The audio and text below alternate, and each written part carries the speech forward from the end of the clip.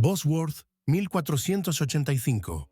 La batalla que marcó el fin de la Guerra de las Rosas. Imaginen por un momento un aparcamiento anodino en la ciudad inglesa de Leicester. Asfalto gris, líneas blancas, el murmullo del tráfico cercano. Bajo esa superficie moderna, durante más de 5 siglos, yació un secreto enterrado, olvidado por la historia, pero no por la tierra. Un esqueleto, curvado por una severa escoliosis, con heridas que hablaban de una muerte violenta en un pasado lejano. No era un esqueleto cualquiera, pertenecía a un rey. Ricardo III, el último monarca inglés caído en el campo de batalla, el último de la Casa de York, cuyo destino se selló en un día crucial de agosto de 1485. Su descubrimiento en 2012 fue una sacudida arqueológica, un eco tangible de un conflicto que desgarró Inglaterra durante décadas. Para entender cómo un rey ungido terminó bajo un aparcamiento municipal, debemos viajar atrás, en el tiempo, a un campo embarrado cerca de Market Bosworth, al corazón mismo del cataclismo que conocemos como la Guerra de las Rosas. Hacia 1485 parecía que la Casa de York había triunfado definitivamente. Eduardo IV, el carismático y capaz rey yorkista, había muerto 2 años antes, en 1483, aparentemente dejando un reino seguro para su joven hijo, Eduardo V. Pero la estabilidad era una ilusión. El hermano de Eduardo IV, Ricardo, duque de Gloucester, había sido nombrado Lord Protector del joven rey. Sin embargo, en una serie de movimientos rápidos y controvertidos, Ricardo declaró ilegítimos a los hijos de su hermano, los famosos príncipes de la Torre, Eduardo V, y su hermano menor, Ricardo, duque de York. Los encerró en la Torre de Londres, de donde nunca más saldrían, y se coronó a sí mismo como rey Ricardo III. Este acto, visto por muchos como una usurpación flagrante, reavivó las brasas del descontento y la oposición. Ricardo III era un administrador capaz, un hombre con experiencia militar y política, pero su ascenso al trono estuvo manchado por la sombra de la sospecha y el rumor.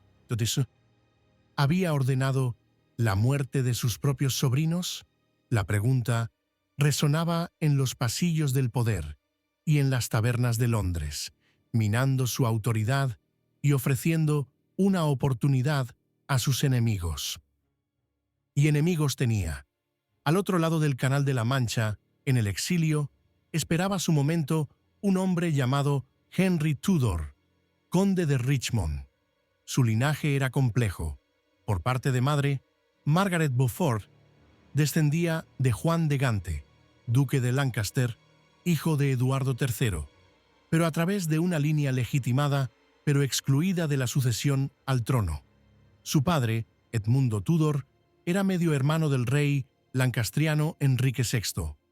Era, siendo generosos, una reclamación tenue, casi insignificante en comparación con la sangre real yorkista de Ricardo. Henry había pasado gran parte de su vida adulta como un fugitivo o un peón político, exiliado primero en Bretaña y luego en Francia. Era un desconocido para la mayoría de los ingleses, un pretendiente lejano cuya principal fortaleza no era su derecho de sangre, sino el creciente odio y desconfianza hacia Ricardo III. Era la última esperanza de la facción lancastriana, o más bien, de todos aquellos que deseaban ver el fin del reinado de Ricardo. El verano de 1485 fue tenso. Ricardo III sabía que una amenaza se cernía sobre él.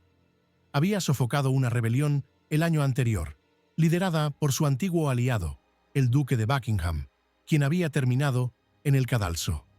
Pero la conspiración seguía viva. Ricardo intentó reforzar su posición, emitiendo proclamas, reuniendo tropas y tratando de asegurar la lealtad de los poderosos nobles regionales. Sabía que Henry Tudor estaba en Francia, reuniendo una flota.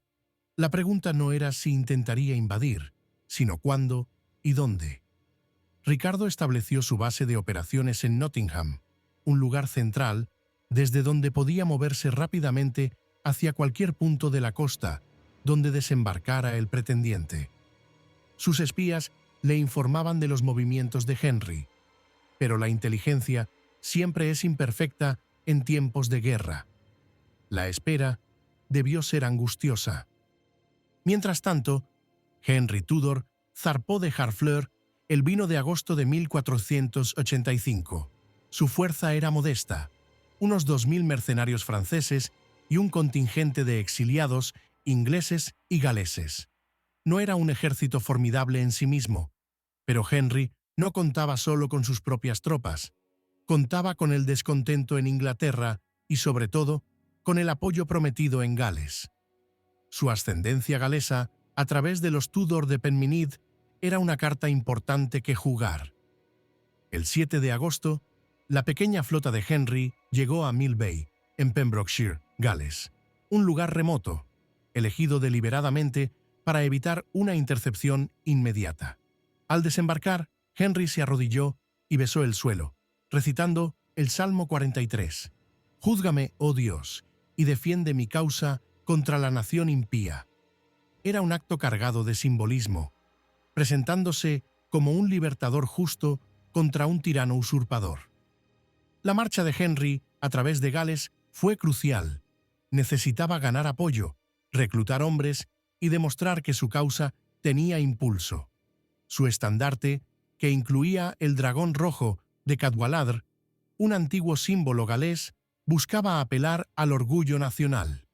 Figuras clave como Rhys ap Thomas, un poderoso terrateniente galés que inicialmente había jurado lealtad a Ricardo, se unieron a Henry tras negociaciones, aportando un contingente significativo de hombres.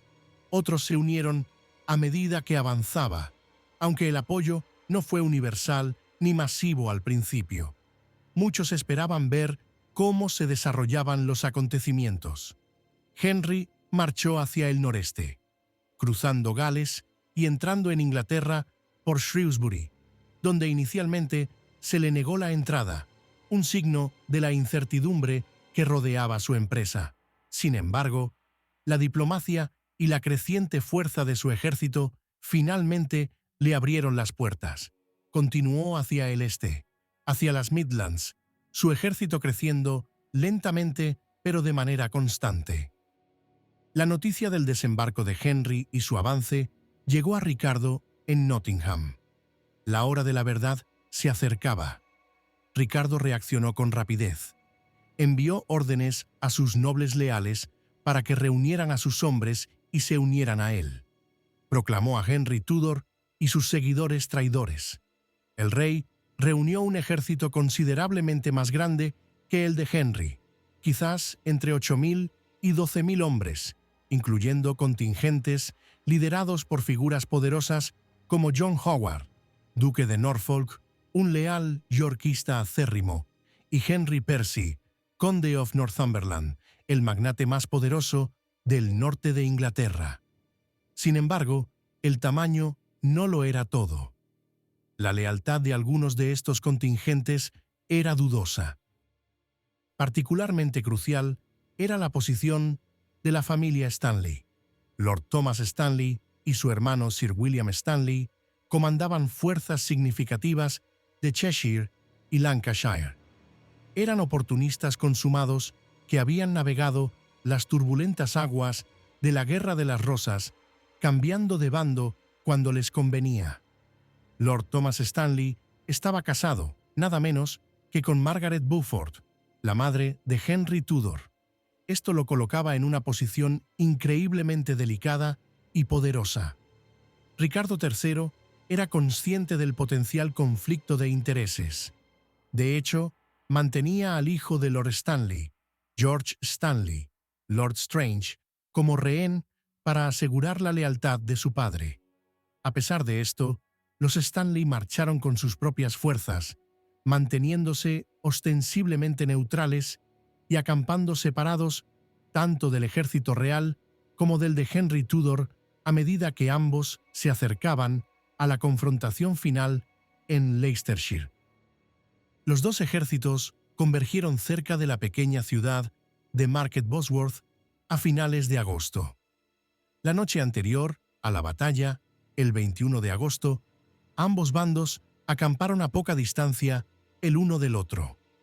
Las crónicas posteriores, escritas bajo el patrocinio Tudor, pintan un cuadro de Ricardo atormentado por pesadillas y presagios funestos, mientras que Henry pasaba la noche en oración y planificación tranquila. Si bien esto puede ser propaganda, la presión sobre Ricardo debió ser inmensa. Era el rey establecido, luchando en su propio reino contra un invasor con una reclamación débil. Una derrota significaría no solo la pérdida de su corona, sino probablemente de su vida. Para Henry, era todo o nada. Había apostado todo en esta invasión. La retirada no era una opción viable. La derrota significaría la muerte y el fin de sus aspiraciones. La mañana del 22 de agosto de 1485 amaneció. El lugar exacto de la batalla ha sido objeto de debate durante siglos, pero la investigación moderna sugiere que tuvo lugar en un área de campos abiertos y ondulados, con una zona pantanosa conocida como Ambion Marsh, jugando un papel significativo, probablemente al sur de Ambion Hill, donde tradicionalmente se creía que Ricardo había situado su ejército. Ricardo III desplegó sus fuerzas en una posición ventajosa, probablemente en terreno elevado. Su ejército estaba organizado en 3 batallas o divisiones. La vanguardia, la más grande y fuerte, estaba comandada por el leal duque de Norfolk. El propio Ricardo comandaba el centro, rodeado de su guardia personal y nobles de confianza. La retaguardia estaba bajo el mando del conde de Northumberland. El tamaño total del ejército real superaba al de Henry. Henry Tudor desplegó su ejército más pequeño frente al de Ricardo. Su fuerza principal estaba compuesta por los mercenarios franceses, arqueros ingleses y galeses, y los hombres reunidos durante su marcha. La vanguardia, que soportaría el peso inicial del combate, estaba comandada por el experimentado John de Vere, conde de Oxford, un lancastriano veterano y leal. El propio Henry, con menos experiencia militar directa, comandaba el centro, rodeado por un grupo de caballeros experimentados como Sir John Savage y Sir Gilbert Talbot, y sus indispensables aliados galeses bajo Rhys ep Thomas. Crucialmente, las fuerzas de los Stanley, quizás unos 4.000, 6.000 hombres, se posicionaron en los flancos, equidistantes de ambos ejércitos principales, observando. Su presencia era una amenaza y una promesa latente para ambos bandos. Ricardo envió un mensaje a Lord Stanley ordenándole unirse a la batalla de inmediato, amenazando con ejecutar a su hijo, Lord Strange, si no obedecía. La batalla comenzó, como era habitual en la época, con un intercambio de fuego de artillería, aunque probablemente fue limitado e ineficaz. Luego vino el duelo de arqueros. Las flechas silbaron a través del campo, buscando huecos en las armaduras, derribando hombres y caballos. Tras esta descarga inicial, la vanguardia de Ricardo, bajo el mando del duque de Norfolk, avanzó para enfrentarse a la vanguardia de Henry, comandada por el conde de Oxford. Aquí es donde comenzó el combate cuerpo a cuerpo, el choque brutal de hombres armados con espadas, hachas, mazas y las temidas gujas o bills, largas armas de asta con cuchillas y picos. El ejército de Norfolk era más grande, y la presión sobre la línea de Oxford debió ser intensa. Oxford, sin embargo, era un comandante astuto. Preocupado por ser flanqueado por la fuerza superior de Norfolk y quizás temiendo que sus hombres se desbandaran bajo la presión, ordenó a sus tropas que se agruparan, formando una formación compacta y densa, negándose a avanzar más allá de una corta distancia de sus estandartes. Esto creó una zona de combate concentrada y feroz, un torbellino de acero y gritos donde la ventaja numérica de Norfolk era más difícil de explotar. La lucha fue encarnizada, con grandes bajas en ambos bandos. El duque de Norfolk luchó valientemente en el frente, un ejemplo para sus hombres. Mientras la batalla principal entre las vanguardias rugía con furia, Ricardo observaba desde su posición con el centro. Veía la lucha encarnizada, veía a sus tropas de Norfolk luchando con dificultad contra la tenaz defensa de Oxford. Y veía algo más. Vio los estandartes de Henry Tudor, relativamente aislados, con una escolta más pequeña, quizás moviéndose por el campo, quizás dirigiéndose hacia las líneas de los Stanley para instarlos a unirse. Y vio a los Stanley, todavía inmóviles, observando. Y vio a Northumberland, con la retaguardia real, también inmóvil, sin moverse para apoyar a Norfolk o flanquear a Oxford. ¿Por qué Northumberland no actuaba? ¿Era precaución? ¿Era resentimiento hacia Ricardo? ¿O era una traición calculada? Nunca lo sabremos con certeza, pero su inacción fue otro factor crítico en el desarrollo de la batalla. En ese momento, Ricardo III tomó una decisión audaz, desesperada y, en última instancia, fatal. Vio una oportunidad, quizás la única, de ganar la batalla y asegurar su corona de un solo golpe. Decidió lanzar una carga de caballería directamente contra Henry Tudor y su séquito. Si podía matar o capturar a su rival, el ejército invasor probablemente se desintegraría, la amenaza desaparecería y su reinado se consolidaría. Era una táctica arriesgada, una carga directa contra el comandante enemigo, pero Ricardo era un guerrero experimentado y valiente. Reunió a su guardia personal, a sus caballeros más leales, hombres como Sir Robert Brackenbury, Sir Richard Radcliffe, William Catesby, aunque este último podría no haber participado directamente en la carga, y quizás unos 80 a 100 jinetes en total, con el grito de «traición, traición», quizás dirigido a los Stanley o a Northumberland, o simplemente un grito de guerra, espoleó a su caballo y cargó colina abajo, directamente hacia el estandarte del dragón rojo de Henry Tudor. La carga de Ricardo fue rápida e impactante. Atravesaron el campo de batalla, sorprendiendo a las fuerzas de Henry. El pequeño grupo de caballeros del rey se estrelló contra el séquito de Henry con una fuerza tremenda. Ricardo luchó con la furia de un rey acorralado. Las crónicas, incluso las hostiles a él, coinciden en su valentía personal.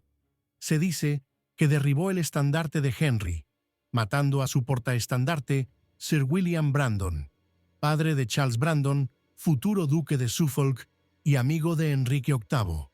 Se dice que se enfrentó y derribó a Sir John Chain, un caballero conocido por su gran tamaño y fuerza. Por un momento aterrador para los partidarios de Tudor, pareció que la carga de Ricardo podría tener éxito. Estaba a pocos metros de su rival, Henry Tudor, quien, aunque protegido por sus hombres, no era un guerrero experimentado como Ricardo. La historia de Inglaterra pendía de un hilo en ese combate cuerpo a cuerpo. Estamos en el clímax de la batalla de Bosworth, un momento que cambiará para siempre el curso de la historia inglesa. Si estás encontrando fascinante este viaje a través de los momentos finales de la Guerra de las Rosas, te agradecería enormemente que le dieras a me gusta a este vídeo y consideraras suscribirte al canal para más contenido histórico detallado como este. Tu apoyo nos ayuda a seguir creando estas exploraciones profundas del pasado. Continuemos con el desenlace. Mientras Ricardo y sus hombres luchaban desesperadamente alrededor de Henry Tudor, la balanza finalmente se inclinó. Sir William Stanley, viendo que Ricardo se había comprometido en la carga, abandonando la protección del cuerpo principal de su ejército, y quizás, percibiendo que Henry tenía posibilidades de ganar, finalmente tomó su decisión. Ordenó a sus caballeros y soldados, frescos y bien equipados, que entraran en la refriega, pero no cargaron para apoyar a su rey. Cargaron contra Ricardo III. El impacto de las tropas de Stanley en el flanco y la retaguardia del pequeño grupo de Ricardo fue devastador. Los leales caballeros del rey, ya superados en número y luchando ferozmente, se vieron rodeados por enemigos por todos lados. Los hombres de Henry al frente, los hombres de Stanley atacando desde el costado. La situación de Ricardo se volvió insostenible. Las crónicas describen cómo su caballo quedó atrapado en el terreno pantanoso o fue derribado. Le ofrecieron otro caballo para huir, pero Ricardo se negó. Según el cronista Polidore Vergil, dijo que ese día haría fin de la guerra o fin de la vida. Luchó a pie, con su corona sobre el yelmo, o quizás encontrada cerca después, blandiendo su espada hasta el final. La famosa frase, un caballo, mi reino por un caballo, popularizada por Shakespeare siglos después, probablemente sea una invención dramática, pero captura la desesperación del momento. La realidad fue probablemente más brutal y menos poética. Rodeado, superado en número, Ricardo III fue abatido. Múltiples heridas, incluyendo una fatal en la cabeza que le partió el cráneo, confirmada por el análisis de su esqueleto, acabaron con su vida. El último rey Plantagenet murió luchando en el barro de Bosworth. Con la muerte de Ricardo, la resistencia de sus partidarios en esa parte del campo se derrumbó. Al ver caer a su rey y la carga de Stanley, el resto del ejército real perdió el corazón. La vanguardia de Norfolk, que había estado luchando tenazmente, comenzó a flaquear. El propio duque de Norfolk murió en combate. El conde de Northumberland, que nunca había comprometido sus fuerzas en la batalla principal, retiró a sus hombres del campo en buen orden. Una acción que salvó a sus tropas, pero que le valió acusaciones de traición por el resto de su vida, aunque más tarde argumentaría que la posición de Ricardo era insalvable y que entrar en combate solo habría causado más bajas inútiles. Lo que quedaba del ejército real se disolvió en una huida caótica, perseguidos por los victoriosos soldados de Tudor y Stanley. La batalla, que quizás duró solo unas 2 o 3 horas, había terminado. El campo de batalla quedó sembrado de muertos y moribundos. Se dice que el cuerpo de Ricardo III fue encontrado desnudo, despojado de su armadura y ropas, y arrojado sobre un caballo para ser llevado a Leicester, una muerte ignominiosa para un rey. Según la leyenda, la corona de Ricardo fue encontrada, quizás en un espino, por los hombres de Lord Stanley. En un acto de profundo simbolismo, Lord Stanley, o quizás Sir William, recogió la corona y allí mismo, en el campo de batalla ensangrentado, la colocó sobre la cabeza de su hijastro, Henry Tudor, mientras los soldados supervivientes lo aclamaban como rey Enrique VII. La Guerra de las Rosas había terminado, o al menos su fase principal. Enrique VI fue coronado formalmente en Londres en octubre de 1485. Una de sus primeras y más astutas acciones fue cumplir su promesa de casarse con Isabel de York, la hija mayor de Eduardo IV y hermana de los príncipes de la Torre. Este matrimonio, celebrado en enero de 1486, fue un golpe maestro político. Unió simbólicamente a las casas rivales de Lancaster y York. Creó el emblema de la Rosa Tudor, fusionando la rosa roja de Lancaster y la blanca de York, una poderosa herramienta de propaganda para una nueva dinastía que buscaba la unidad y la paz. Sin embargo, la paz no estaba completamente asegurada. Todavía existían yorkistas acérrimos que se negaban a aceptar a un Tudor en el trono. Los primeros años del reinado de Enrique VII estuvieron marcados por conspiraciones y rebeliones yorkistas. En 1486 hubo un levantamiento liderado por Francis Lovell y los hermanos Stafford, leales a Ricardo III, que fue rápidamente sofocado. Más seria fue la amenaza de los pretendientes. Primero, Lambert Simnel, un joven de origen humilde que fue presentado como Eduardo Plantagenet, conde de Warwick, el sobrino de Ricardo III, el hijo del duque de Clarence, hermano de Eduardo IV y Ricardo III, que estaba prisionero en la Torre de Londres. Simnel fue coronado rey en Irlanda en 1487 y con el apoyo de mercenarios y nobles yorkistas exiliados como John de la Pole, conde de Lincoln, a quien Ricardo III había nombrado su heredero, invadió Inglaterra. Enrique VII se enfrentó a esta amenaza en la batalla de Stokefield en junio de 1487. Fue una batalla sorprendentemente reñida y sangrienta, a menudo considerada la verdadera última batalla de la Guerra de las Rosas. Enrique VII triunfó, Lincoln murió y Simnel, curiosamente, fue perdonado y puesto a trabajar en las cocinas reales. Una amenaza más prolongada surgió con Perkin Warbeck, un joven flamenco que afirmó ser Ricardo, duque de York, el menor de los príncipes de la Torre, supuestamente escapado y ahora reclamando su derecho al trono. Warbeck obtuvo apoyo intermitente de varios gobernantes europeos, incluyendo a Maximiliano I, emperador del Sacro Imperio Romano Germánico, y Jacobo IV de Escocia, que vieron la oportunidad de desestabilizar a Enrique VII.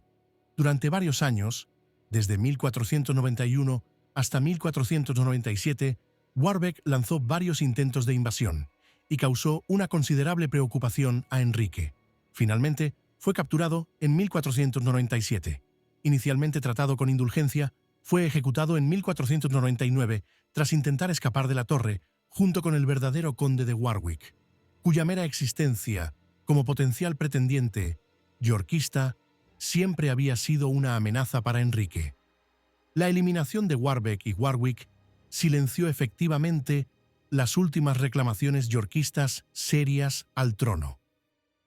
Y Ricardo III, el rey bajo el aparcamiento, su derrota en Bosworth y su posterior entierro sin grandes honores en el priorato de Greyfriars, en Leicester, marcaron el final de su linaje real en el poder.